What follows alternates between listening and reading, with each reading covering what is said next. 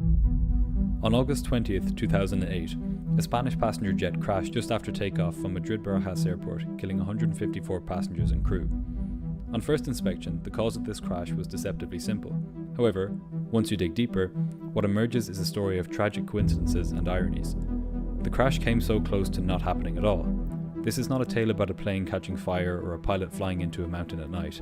This is a complex story about a crash that almost didn't happen. This is the story of Spanair Flight 5022.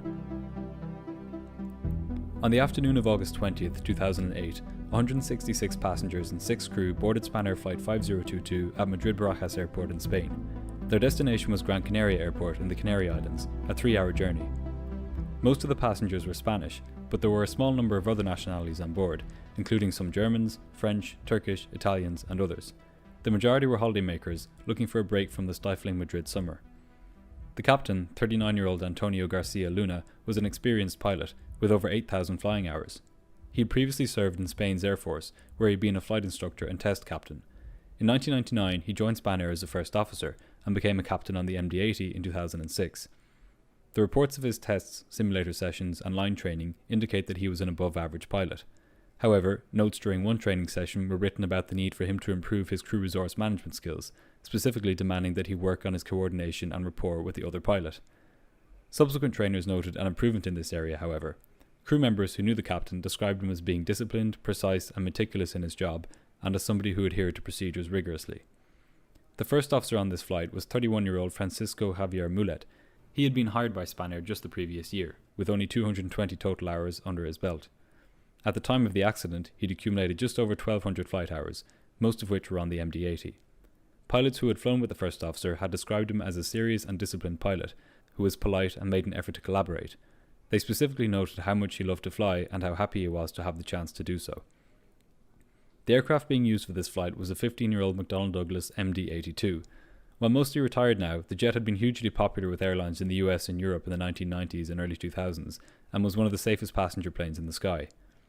What is especially tragic about this accident is how close it came to not happening. At just before 1:30 in the afternoon, the pilots called the tower controller, reporting that they were ready for takeoff on runway 36 left. The controller cleared them for takeoff, and seconds later, the aircraft called back saying, "Madrid, Spanair 5022, look, we've had a slight problem, we have to exit the runway again." The controller cleared them to leave the runway, and the pilots contacted the maintenance control center in Palma. The problem they'd noticed was that the RAM air temperature probe was showing an abnormally high reading. This probe measures the temperature of the air near the surface of the aircraft. Normally, as a plane or a car or anything moves through the air, it compresses the air in front of it, heating it up.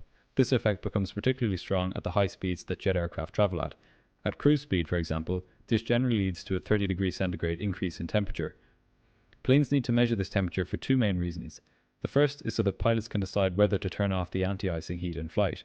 The leading edges of the wings are naturally heated by all of the air compressing in front of them as they fly. For this reason, a fault in the RAM air temperature sensor doesn't really matter if there's no icing expected. However, the second reason planes need to measure this temperature involves the autopilot, specifically the autothrottles. If the RAM air temperature sensor senses a high temperature, this implies that the plane is moving fast, which implies that damage will be done to the inside of the engine unless the engine power is reduced. In other words, high RAM air temperature means low engine throttle, which is not very helpful during takeoff, and autothrottles are generally used on takeoff in passenger jets. This means that takeoffs must be done in manual mode when the sensor is inoperative. It is likely that the Spanair pilots were unsure about whether it was safe to take off with this faulty sensor, given its role in something as vital as engine thrust. As such, they decided to return to the gate to have the system inspected. Ironically, the RAT probe itself is fitted with a heating element, so it doesn't freeze over when trying to measure the temperature of the surrounding air. If this heating element is turned on while the plane is on the ground, the sensor naturally produces a falsely high temperature reading. While still taxiing, the captain used his mobile phone to call the maintenance control center in Palma. Suspecting that the RAM air temperature probe was receiving an unexpected electrical current, the maintenance control center recommended that the crew reset the Z29 circuit breaker, which supplies electrical power to the RAT heating element. The crew did this, but the temperature of the probe did not fall. The pilots taxied the aircraft back to the gate to have it inspected by maintenance engineers. The crew discussed a number of possibilities with the technicians which they hoped would reduce the temperature of the RAM air temperature probe, even including using dry ice to cool the probe. The cockpit was a hive of activity at this time, with people entering and leaving, including the crew, maintenance technicians, the purser, and another Spanair captain who was travelling on the aircraft. The captain remarked on their significant delay and noted that they had to log everything that had occurred. Pressure was building inside the cockpit to get the plane back to the runway as quickly as possible. On top of this, the temperature inside the aircraft was rising. It was 30 degrees centigrade outside, and the aircraft was not capable of cooling the cabin sufficiently. Passengers and crew alike began to get angsty and eager to go. The engineers spent over an hour trying to fix the faulty sensor, but ultimately they proposed that the crew simply pull the circuit breaker so as to disconnect the electrical supply to the ram air temperature probe heater. The captain agreed, and the crew began to make preparations for departure. A Spanair flight attendant was seated in the jump seat behind the pilots and was discussing the faulty sensor with the first officer. Meanwhile, the plane was starting to be refueled. At just after 2 p.m, the captain exited the aircraft to personally oversee the refueling operation to ensure that it was proceeding quickly. Because the plane had returned to the gate and shut off its engines, the pilots had to begin as if this were a new flight. This meant contacting air traffic control to request clearance to fly to Las Palmas. The first officer initially called the wrong controller by mistake, as he had left the last frequency set on the radio without preparing the cockpit for flight. This is indicative of the rushed atmosphere inside the cockpit at the time. It is exactly in abnormal situations like this when pilots need to adhere most rigorously to procedures. There is further evidence recorded in the cockpit voice recorder that the captain felt under time pressure when the pilots went through the before start checklist.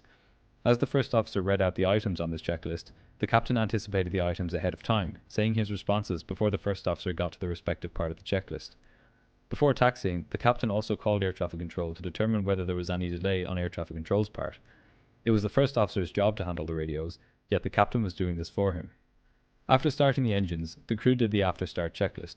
A total of 8 items were read, but upon reaching the final item, flaps and slats, the captain interrupted the first officer before he could read it, to ask him to request taxi permission from air traffic control. The pilots never returned to complete the final item on the after start checklist. This was a mistake, but it was one of a number of opportunities the pilots would have to configure the flaps correctly between now and takeoff. As the pilots started taxiing towards the runway, they went through the taxi checklist.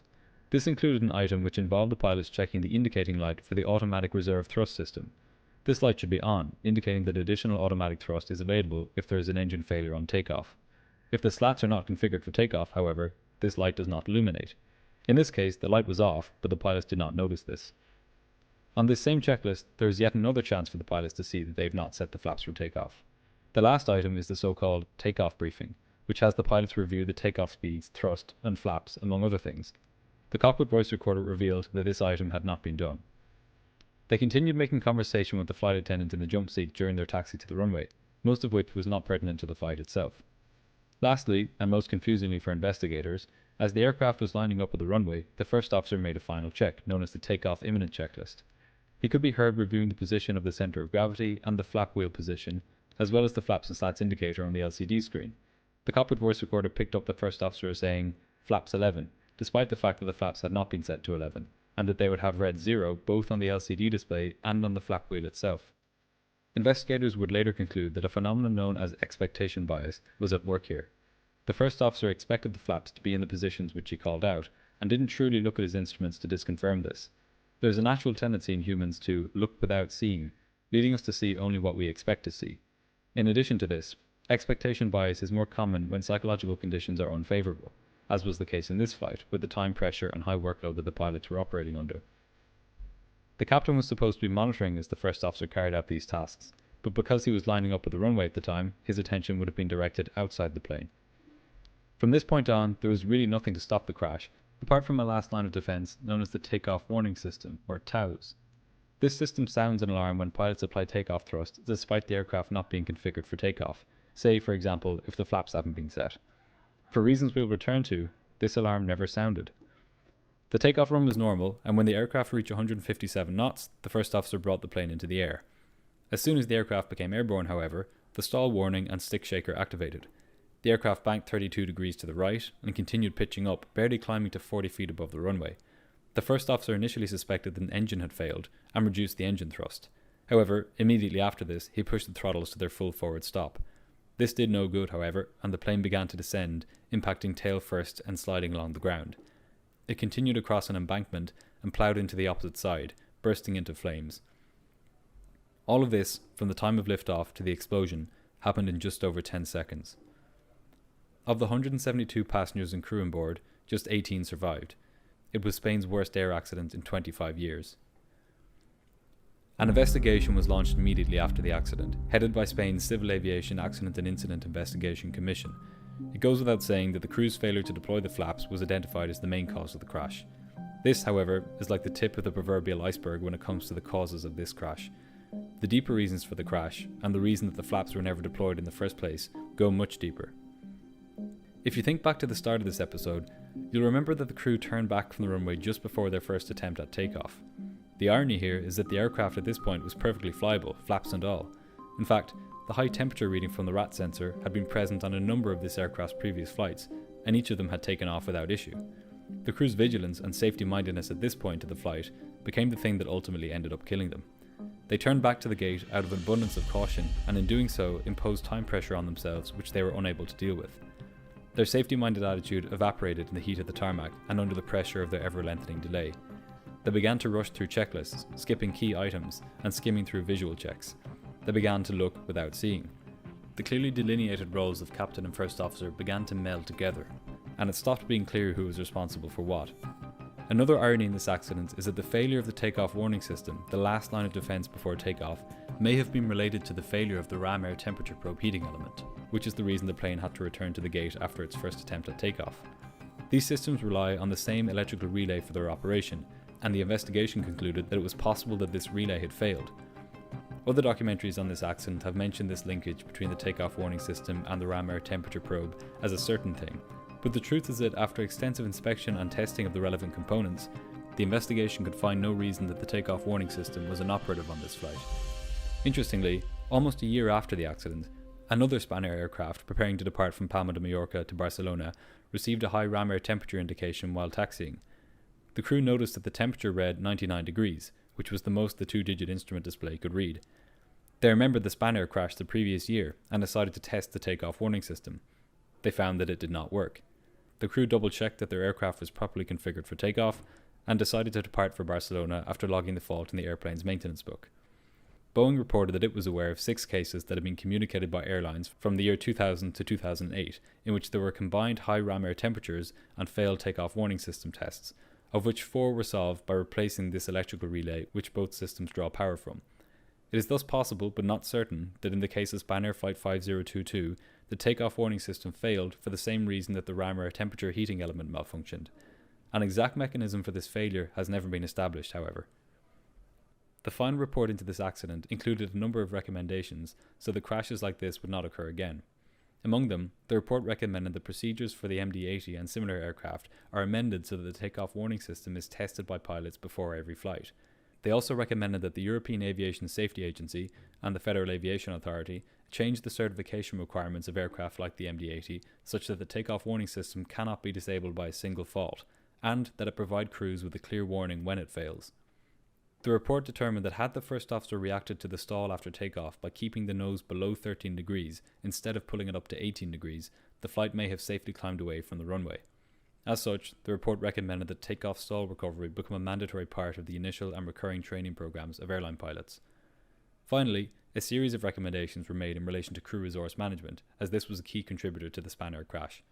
Among them was the recommendation that EASA, the European Aviation Safety Agency, when evaluating airline training programs, ensure that the concept of a sterile cockpit is stressed, along with the consequences of even minor distractions, and also that examples of accidents are included in which the lack of a sterile cockpit was a relevant factor.